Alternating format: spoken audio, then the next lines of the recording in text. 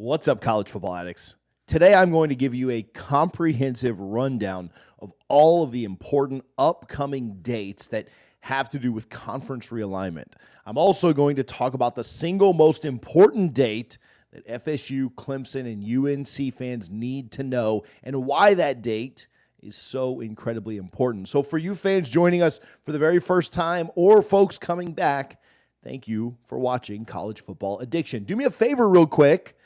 Let me know what team you support, who you watch, whether it's Florida State, Clemson, UNC, the Gators, the Canes, Ohio State, Notre Dame, doesn't matter. Just comment real quick below. I just want to get an idea, what team do you support? Thank you for letting me know down in the comments. Now, the first date we're going to look at is sometime prior to April 9th, 2024. This date is very important because it plays a role in determining venue in the North Carolina case. This is when the North Carolina judge in the ACC versus the FSU court case said he will have rulings on the venue and how much of the media deal becomes public record. The ACC made a major mistake by filing a material lawsuit against Florida State preemptively without taking a vote. But the judge may not toss the case out because the ACC has some reasonable arguments as to why the case should be held in North Carolina. Either way, the judge on the case seemed pretty competent. He seemed pretty fair.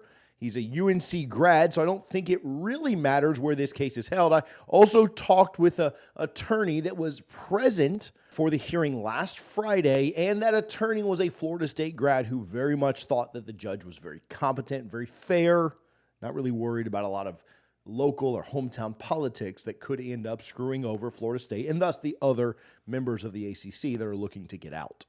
The next important date is April 9th, 2024. This date is important because it's the date that Florida State and the ACC will have their Florida case held, the first preliminary hearing there.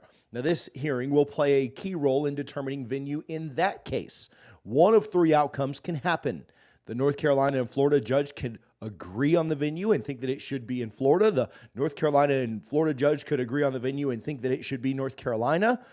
Or the North Carolina judge and the Florida judge could disagree on venue, and eventually this case could get tossed up to federal court to decide. Now, that's not a clear-cut situation either, as the two federal courts in North Carolina and Florida are on different circuits as well, and so it could continue to bounce back around and bounce back and forth, but we'll see what happens.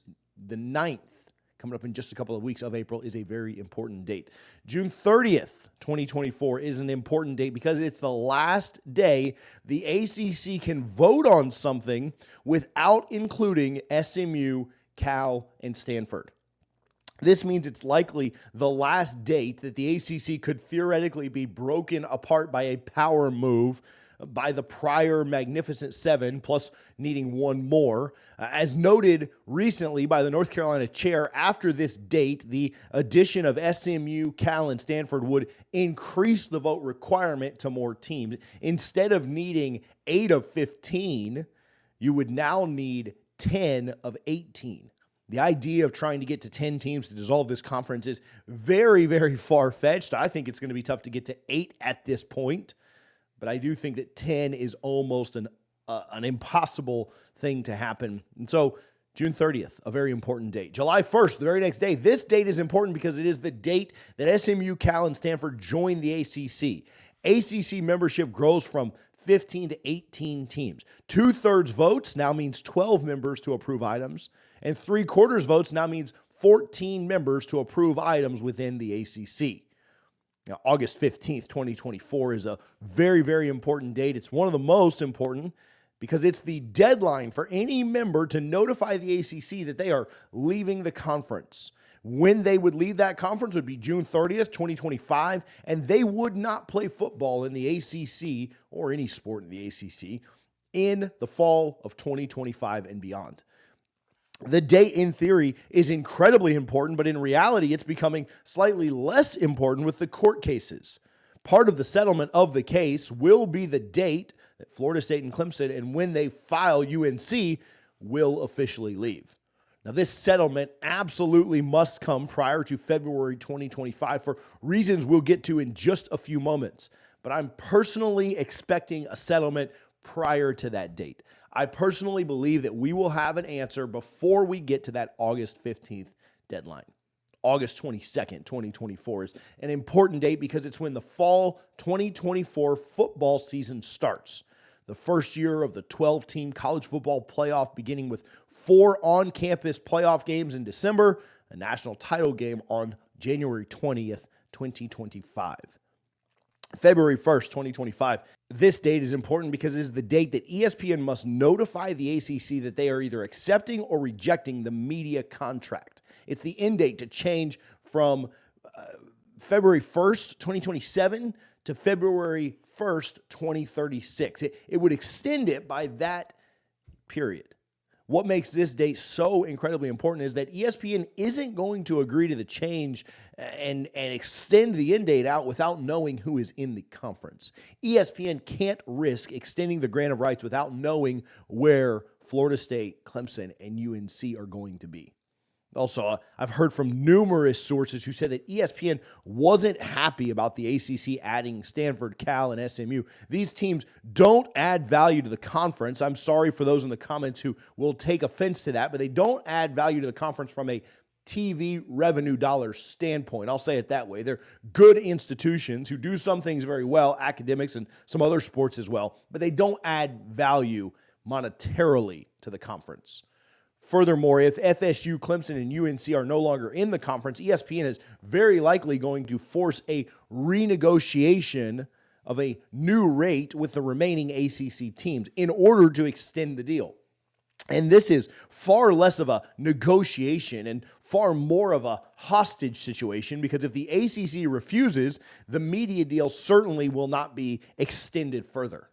This is why ESPN is pushing the ACC incredibly hard to settle this case months prior, to give them some runway to work around whatever those negotiations are with the remains of the ACC. And I'll say it again, there is immense pressure being placed on ESPN currently to push the ACC to settle.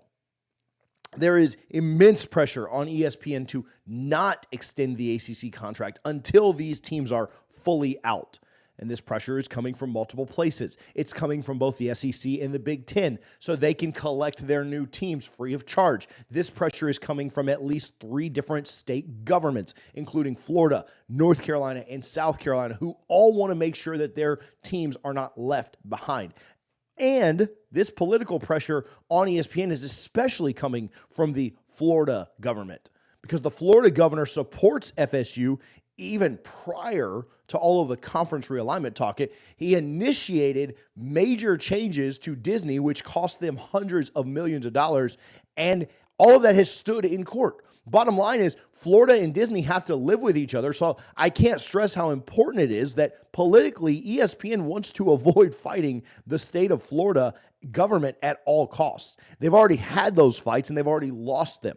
I'd argue that very few people who actually hold the power, like the Big Ten, the SEC, the state of Florida, state of South Carolina, state of North Carolina, want ESPN to extend the contract until these teams are fully out and a settlement has been reached. What do you guys think about this February 1st deadline? Do you guys think that ESPN refuses to extend a settlement until it is reached? Do you guys think that they will put a date into motion? Where are your thoughts with that important date?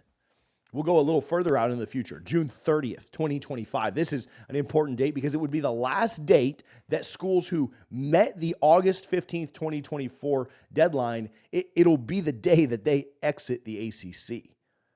August 15th, 2025 is an important date because, again, it would be the deadline for any member to notify the ACC that they are leaving the conference as of June 30th, 2026. And then they wouldn't play football in that 2026 year. Now, August 21st, 2025 is an important date because it would be the start of the fall 2025 season. It would be the last year prior to the new 14-team college football playoff, which starts in 2026. So again, a lot of dates we've thrown at you, a lot of numbers, a lot of projection, a lot of thoughts of when deadlines are, when they're important. But again, the big one to know is what's going to happen February 1st, 2025. Now, it could happen anytime between now and then, but I can't see the ESPN or the powers that be there making a decision before they have all the facts of who's in and who's not.